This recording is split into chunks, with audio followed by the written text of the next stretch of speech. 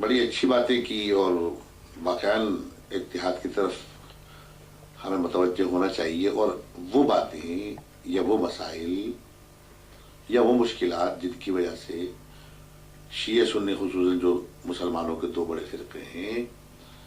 एक दूसरे से दूर रहे थे और दूर हैं,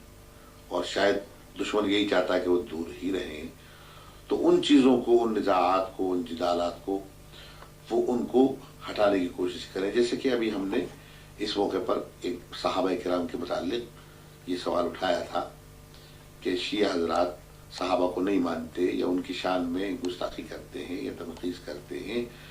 या उनके फ़ज़ाइल का इनकार करते हैं। तो आपने जवाबन जो बात कही है वो बात ऐसी नहीं है कि जिससे कोई ज़ी अक़ल इनकार करे, और जहाँ तक सहाबी या सहाबियत का ताल्लुक़ है, लुग़वी एतबार से देखा जाए या इस्तिलाही एतबार से देखा जाए या मुजमल एतबार से देखा जाए, तो इसमें कोई शक नहीं है कि सहाबी उससे कहा जाता है कि जिस शख्स ने हुजूर अकरम सल्लल्लाहु अलैहि वसल्लम पर इस्लाम लाने की और ईमान लाने की सादत हासिल की हो। लेकिन उसके साथ एक शर्त और है, वो ये कि सहाबी रसूल वो है। सिर्फ सहाबी यानी साथी, सोबत में बैठने वाला। सहाबी वो शख्स जो इंतहाई करीब हो, ये उर्फन लुग़वी एतबार से। इस्तिलाही एतबार से सहाबी रसूल वो है कि जो रसूलुल्लाह सल्लल्लाहु अलैहि वसल्लम की ज़ात मुबारका का एहतराम करता हो और आपकी रिसालत का ज़बानो क़ल्ब व ज़हन से कायल हो। जहां तक ताल्लुक़ है इस बात का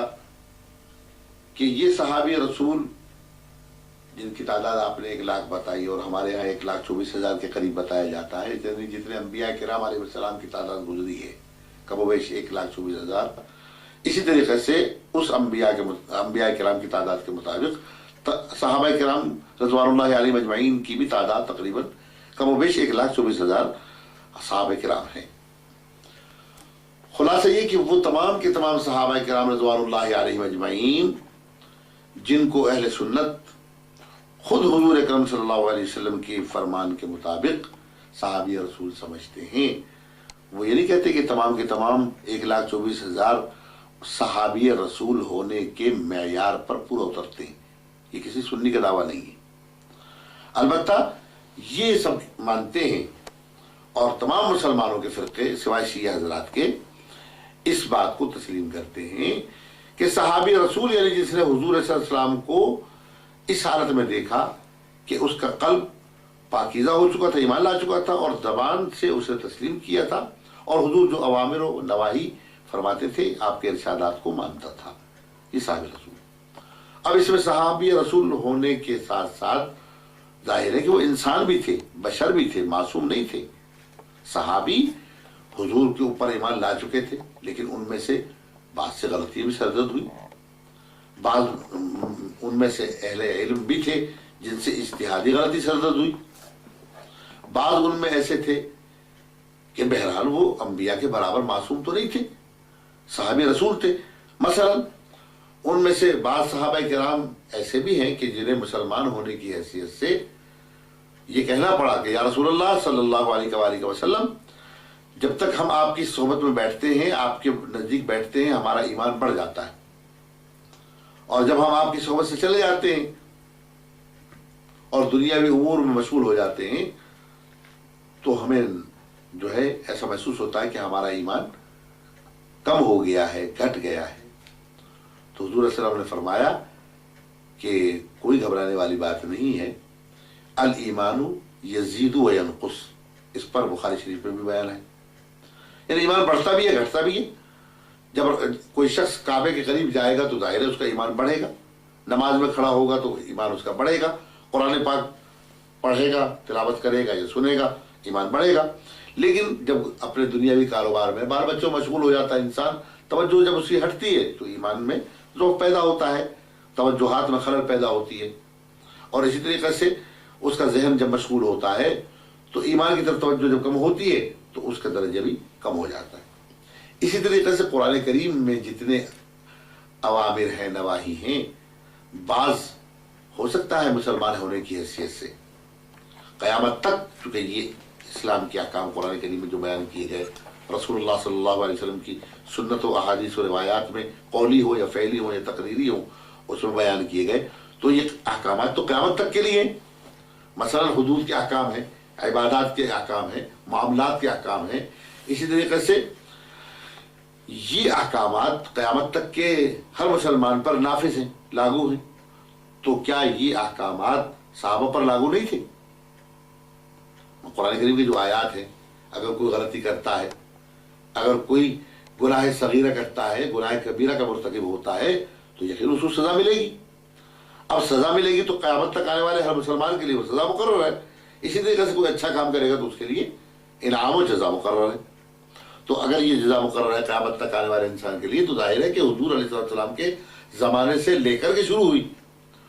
تو اگر قرآن کریم کے جو احکامات ہیں ان میں جہاں جزا و انعام ہے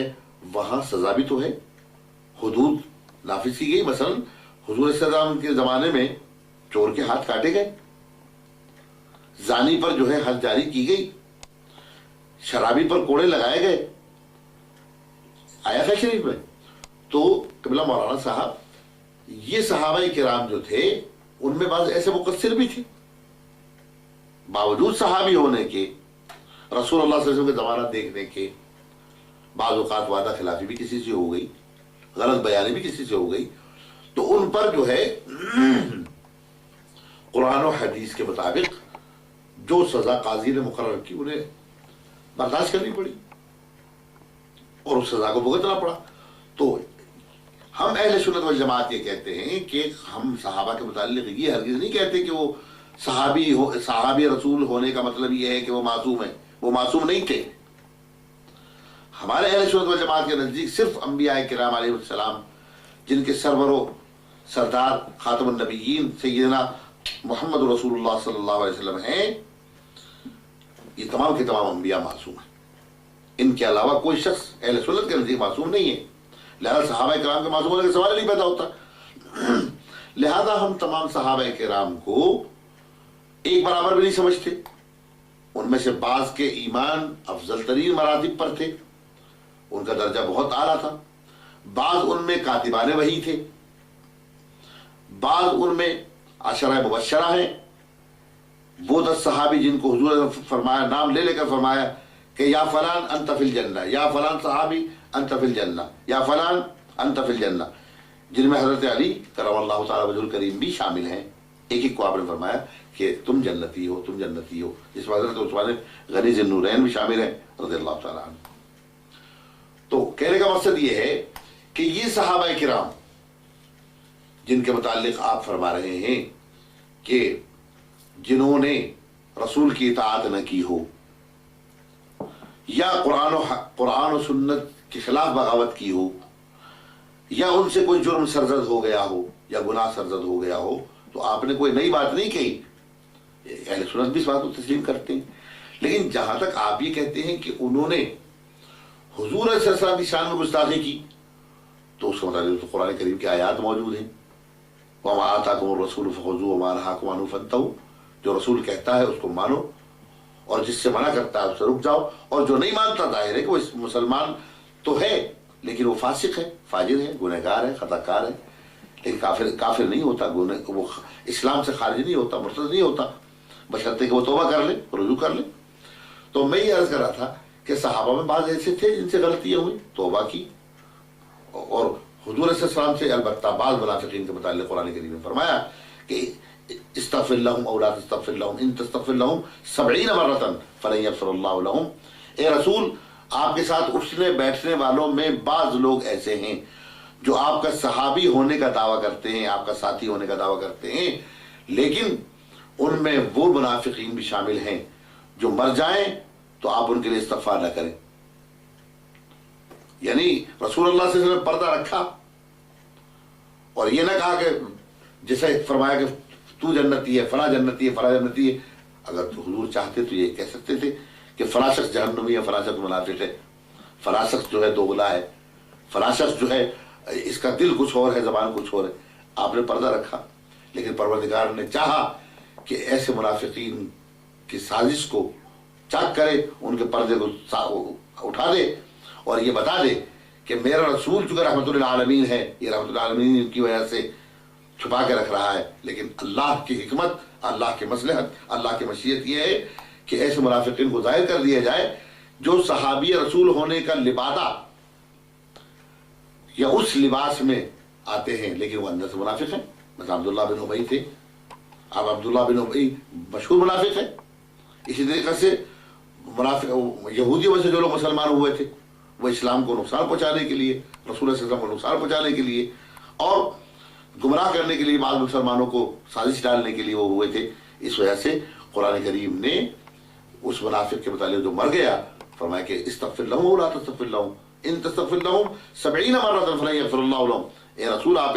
اس شخص کے لیے اور اس جیسے دوسرے منافقین کے لیے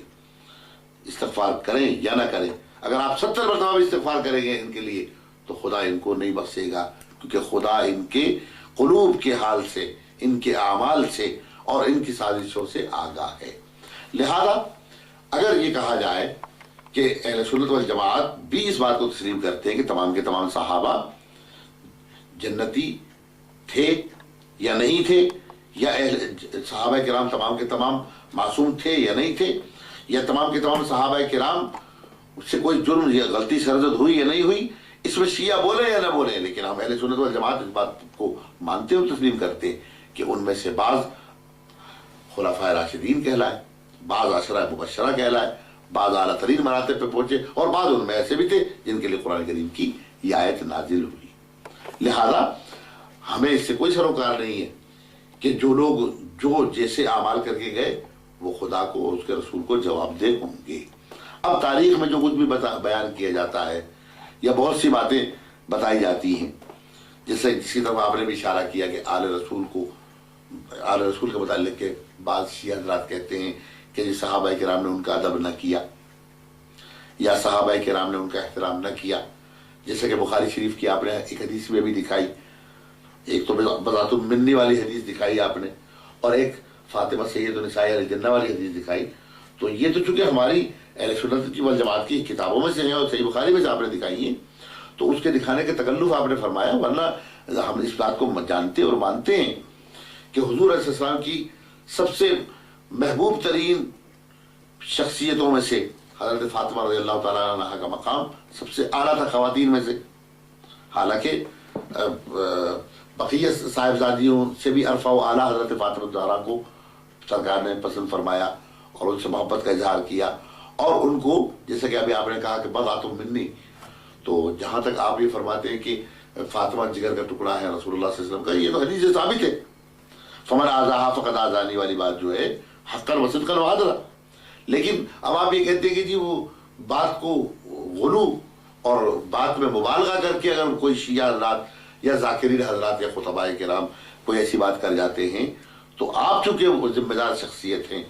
اور آپ شیعوں کے ایک اہل علم ہونے کے نمائندہ ہونے کی حیثیت سے میں آپ سے درخواست کروں گا کہ آپ اس کو سنجیدگی سے لیں اور علمی انداز سے تحلیل و تجزیہ کرتے ہوئے بتائیں کیا واقعی ایسا ہو سکتا ہے کہ کوئی صحابی ایسی جسارت کرے کہ نعوذ باللہ من ذالک، توبہ توبہ استغفر اللہ، جن کی متعلق ہم تو ایسی بات سوچ بھی نہیں سکتے. آج 1400 سال کے بعد مجھ جیسا ایک عام سنی مسلمان نہیں سوچ سکتا حضرت فاطمہ کی شان کے بارے میں کلمہ کہنا تو درکنار، سوچنا بھی جو ہے خلاف ادب اور خلاف اسلام سمجھتے ہیں. تو ایسا کیسے ہو سکتا ہے کہ وہ اس زمانے کے جنہوں نے رسول صلی اللہ علیہ وسلم کا چہرہ دیکھا ہوا ہو، صحابہ رسول کے عظیم مرتبے پر فائز ہوں، اور اس کے باوجود وہ فاطمہ زہرا رضی اللہ تعالی عنہا کو نقصان پہنچائیں یا ایذا پہنچائیں یا ان کے دروازے پر پہنچیں یا ان کو آگ لگائیں. یہ بات تو ہم نہیں سوچ سکتے. اس زمانے کے بہترین مسلمان، بہترین صحابہ رسول اللہ علیہ وسلم کی شان کو اور ان کی آل کی عظمت کو پہچاننے والے یہ تو سوچ بھی نہیں سکتے. اور جہاں تک ایک زوم والی بات جو آپ کی خدمت میں پیش کرنا چاہتا ہوں کہ عمر شیعہ حضرات جو کہتے ہیں کہ جی وہ دروازے تک پہنچے اور دروازے کو آگ لگائی، تو میرے بھائی اس زمانے میں کون سے قلعے اور محلات وہاں ہوتے تھے قبلہ مولانا؟ وہ کوئی قیصر و کسریٰ کے دربار تھوڑی تھے کہ قیصر وہ جو روم کا بہترین عظیم الشان بادشاہ تھا، یا کسریٰ ایران کا جو ایک عظیم الشان تاجدار تھا کہ ان کے سونے چاندی کے دروازے، وہ بیچارے بدوی لوگ تھے، مکے مدینے کے رہنے والے، ان کو مشکل سے تو جھوپڑیاں میسر ہوتی تھی، اور جھوپڑیوں میں دروازوں کا کیا تعلق، اور دروازوں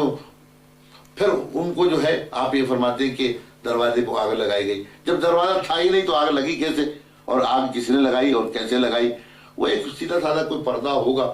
تو وہاں پردے کا مقابلہ دروازے کے ساتھ تو نہیں کیا جا سکتا۔ بہرحال میں اس جسارت پر جو ہے آپ سے یہ بات ضرور عرض کرنا چاہوں گا کہ اس بات کو ذرا کلیئر کریں، تاکہ ایک واعظانہ بات، حکایتانہ یا ایک داستان گوئی والی بات نہ کی جائے، بلکہ جو ٹھوس حقائق ہیں، اگر آپ کے پاس ہیں تو بیان کیجیے۔